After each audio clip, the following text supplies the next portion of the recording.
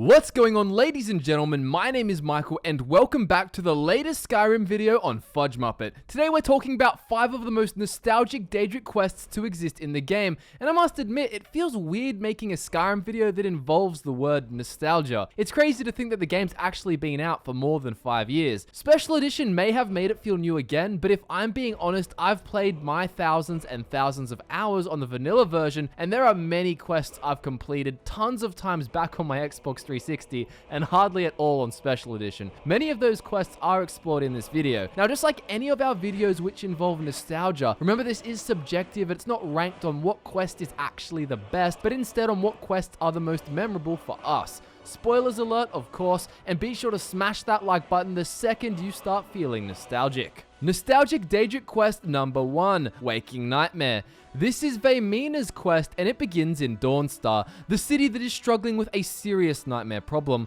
One of the coolest things about this quest was not knowing that Vaymina was involved when I first started it. I really liked how Skyrim integrated Daedric quests into the game in a surprising way, instead of just you always seeking out a shrine and beginning a Daedric Prince quest. Anyway, so you hear of nightmares in Dawnstar and notice the high tensions and lack of sleep. Eventually, you come across a priest of Mara known as Arandur, and it is he who tells you that their nightmares are a symptom of their memories being stolen by Vaymina. He wants you to go with him to investigate Nightcaller Temple, as he believes an event that happened there is causing the trouble. Turns out that this temple had been attacked by orcs many years ago, and that inside there were many priests of Vaymina. It is interesting to discover that Arandur actually used to be one of these priests. However, he fled the orc attack, leaving his friends to die. He later turned to Mara out of shame. Anyways, to defend themselves, the priest activated a miasma, which made everyone in the temple fall asleep. As you go into the temple and explore it, you will find the source of Dawnstar's trouble, the Skull of Corruption. This staff has learnt to obtain memories from sleeping individuals without anyone needing to actually wield it. You must stop this, and on the way you will fight orc invaders and priests of Vaymina who awaken from their slumber. One of the coolest parts of this quest is actually when you have to drink Vaymina's torpor. This is incredibly powerful, allowing you to travel across distances in the real world using dreams.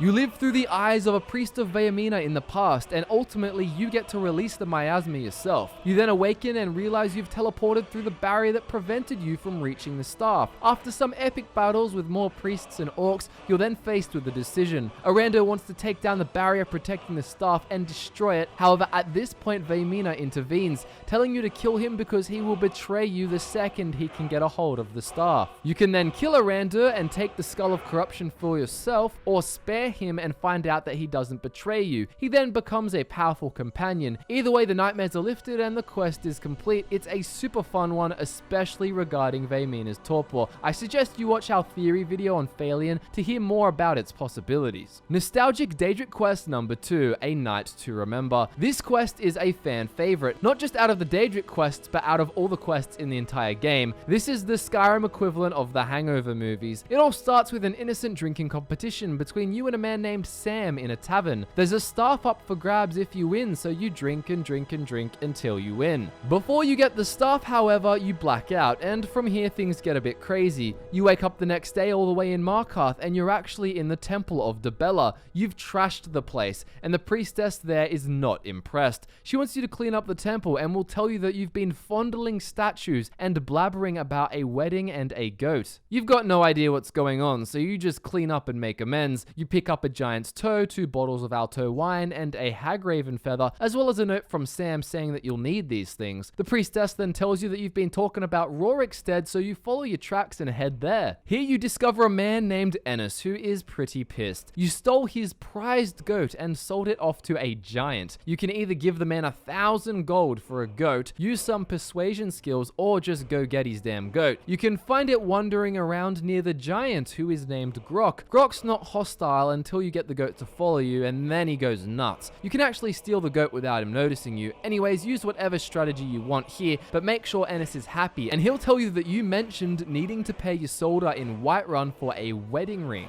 So you continue on your journey, heading to Whiterun and talking to her. She says you bought a wedding ring on credit from her, if such a thing exists in Skyrim. Anyway, since there isn't a wedding, she wants the ring back. Again, you can either cover the costs, persuade her, or go get it. When you go to get it, you'll actually discover your fiancée. She is named Moira, and she's a full-blown hagraven. You'll need to ask for the ring back, sending her hostile, kill her, and get the ring back to Ysolda. She tells you the ceremony was to be held in Morvanska. After learning of this, you fight your way through some mages, and eventually you head through a blue ball of light, a makeshift mini Oblivion gate which teleports you to Misty Grove. Here it all comes together. You find a party in full swing, and your drinking buddy Sam, he reveals he's actually just been having some fun with you, and that he is indeed the Daedric Prince of Debauchery, Sanguine. He transforms into a Dremora kind of thing before your very eyes. He doesn't need any of the items you brought, and he was just encouraging some meaningless fun. He gives you the Sanguine Rose Staff as a reward and teleports you back to the tavern where you first met. I don't think I need to explain why this one's nostalgic. I mean, it's one of the most eventful, random, entertaining quests in all of Elder Scrolls history. Nostalgic Daedric Quest number 3, The Taste of Death. This is actually one of the quests that I have played many times, but never before on Skyrim Special Edition until making this video. It's nostalgic for its massive shock value and unsettling moments. This one also takes off in Markarth, the capital city of the Reach.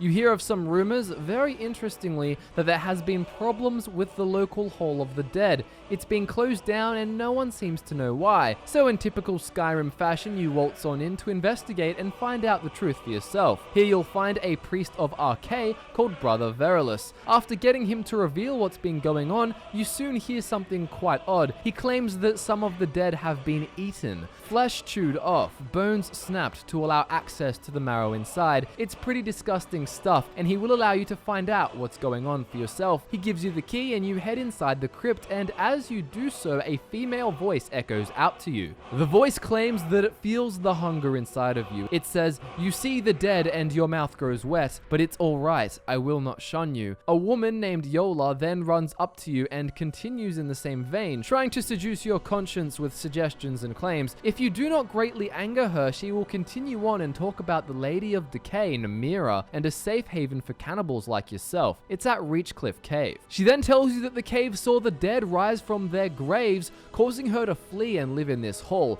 feasting on its less aggressive inhabitants. She casts an invisibility spell and tells you to meet her at this cave. She assures you that there will be no more disturbances in the hall. You can talk to the priest again, named Brother Verulus, and tell him the good news. You'll complete his mini quest, but now there's more interesting things for you to see. You'll head to the cave and clear it out with Yola. After clearing everything out, you'll eventually come to a room with a huge dinner table and an altar of Namira. Yola will thank you for reclaiming the shrine and will ask you to bring in a fresh kill so that you can be initiated into the coven. She specifically requests Brother Verulus. How fun does that sound? So you convince the man you just helped to follow you on your journeys and then take him right into the cave. When you enter the dining hall, the shock factor really sets in. Sitting around the table are some of Markarth's most well-known, respected citizens. They have beverages, bread, cheese, and of course, human flesh on offer. Verulus is confused, but Yola begins to calm him down and put him in a kind of trance. He is then invited to go rest on the altar, which he proceeds to do, and it is now the time for you to make a decision. You are told to start carving the sleeping priest in front of you, so you can kill her and everyone else to get some money from Verulus, or start slicing apart his warm body, and then begin eating it afterwards. What a feast. Namira is very pleased that you ate a priest of Archay and gives you her ring, the Ring of Namira. This lets you eat other dead people and gives you health bonuses when you do so. Yola will also be available as a companion.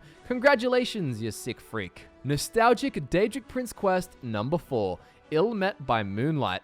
This is a quest with 2 different rewards depending on what choice you make at the end, and you can actually get both rewards by taking advantage of a quest glitch. This one begins in Falkreath. You can stumble upon the barracks for yourself, or you can visit the graveyard to find the town priest saying the last rites for little Lavinia, the only daughter of 2 local farmers. When you talk to the grieving father, he will tell you that his 9-year-old daughter was physically ripped apart by a laborer named Sinding, who is now rotting in jail for his actions. After heading to Falkreath barracks, you'll find him there. He He awaits his death sentence, and when you talk to him, he says he didn't intend to murder the girl. He claims it's all on account of this seemingly innocent ring that he's wearing. He then reveals that he's secretly a werewolf who stole this ring from the Daedric Prince of the Hunt, Hircine, in an attempt to control his transformations. Hircine retaliated by cursing the ring, making him transform at the worst possible times. He wants to make amends and knows there is a beast that is majestic, so majestic that Hircine will commune with whoever will slay it. He wants you to take the ring to Hircine. He takes it off and transforms in front of you, clawing his way to the ceiling where he escapes. So you go and kill a really cool looking white stag, and an aspect of Hircine emerges from its corpse. He says he will consider helping you if you can do a service for his glory. He wants you to go and track down Sinding, who is hiding in a place he deems his sanctuary. He wants you to kill the werewolf, tear the skin from its body, and make it an offering to him. You go to Bloated Man's grotto and encounter the remains of a small hunting party. 3 of the members are already dead. You approach a 4th dying one who says that the prey is strong, stronger than the hunters, but more hunters will come. Bring him down for the glories of Lord Hircine. He then dies, and you will follow a path until Sinding appears on a rock above in his werewolf form. It is a beautiful and very memorable sight. He is confused as to why you want to hunt him, but says that he cannot stop you. He promises to be a powerful ally and that he will not return to civilized life if you spare him. You then decide to fight for the prey or to be the hunter. If you follow Hircine's will, you will have to hunt Sinding. When you kill him and tear off his skin, another aspect of Hircine will appear, rewarding you with Savior's hide. You will lose the ring though. Alternatively, if you spare him and defeat the hunters, Hircine will appear to you but is amused by your actions. He removes the curse from the ring and lets you keep it as a reward. It will let you turn into a werewolf back and forth, controlling the power as much as you want, but you do need the power in the first place from the Companions Guild storyline. To get both artifacts, simply agree to help Sinding kill the hunters, but then end up killing Sinding anyway and you'll be able to skin him. Nostalgic Daedric Quest number 5. Boethius Calling. This is another great nostalgic quest, mainly due to the variety of moments it involves. This is another quest with awesome shock value and devastating betrayal, so it actually can't begin until you're level 30, and there's many ways you can start it. One of the main ways is reading a copy of the book Boethius Proving. The coolest way is when the game forces you to read the book, although this is annoying after you've played Skyrim hundreds of times. What happens is that you get attacked by a Boethia cultist from out of nowhere. After defeating the cultist, you can find the book on their corpse, and reading it will send you to the Sakellum of Boethia. This is her shrine, and it's located up in the mountains, which is really neat. When you get there, you can find cultists fighting in a small arena, and other cultists around the place looking very menacing. You can find a priestess of Boethia as well, who will tell you that Boethia wants you to prove that your tongue can wield a lie. Boethia is the Daedric Prince of deceit, secret plots of murder, and treason after all. You are told that you must gain someone's trust, only to then sacrifice them before Boethia. Sounds familiar. You're given the Blade of Sacrifice for the deed, although you don't actually need it. It's cool to use it for immersion's sake though. So at this point you actually need to find a companion to sacrifice. They must be non-essential, and for the most betrayal, find someone who really trusts you. Someone like Lydia or Faendal, otherwise just use some shitty mercenary. Anyway, so take your trusted companion to the shrine and tell them to activate the Pillar of Sacrifice. They will move towards it and then get pulled in and stuck to it by a magical force. They are then completely vulnerable and you can kill them however you please. If this doesn't hit hard enough, their body is then reanimated and used as a creepy conduit for Boethia to talk to you through, and this is only the beginning. She tells all the cultists that she has a task for the last one left standing alive. All the cultists you saw before then begin attacking you and each other. This gets pretty crazy, and once you defeat them all, or they defeat each other and you defeat some of them, Boethia appears yet again, this time using the corpse of one of the slain cultists as her new conduit. She tells you she needs a new champion. The old champion is with bandits at Knife Point Ridge. You are told to kill them stealthily, although this isn't actually necessary, but again, I recommend it for immersion's sake. So after being attacked by a cultist, sacrificing your own friend, and winning a group battle to the death on top of a mountain, you then head to this new location. Luckily for you, many of the bandits inside are very conveniently placed for stealthy kills. Some have their backs to you as they busily mine away at the walls, and others others are standing in pools of flammable liquid that you can ignite with fire magic. However, it is difficult to sneak up on the champion, but it can be done. Once you defeat the champion, you must equip his ebony mail, causing Boethia to speak to you one last time, proclaiming that you are the new champion and that you get to keep this poisonous, deadly armor as your reward. Subscribe for more Skyrim videos like this. Thank you so much for watching, we really do appreciate it, and be sure to like the video if you love these quests. Our social media links can be found in the description. My name is Michael, and I look forward to nerding out with you all again very soon.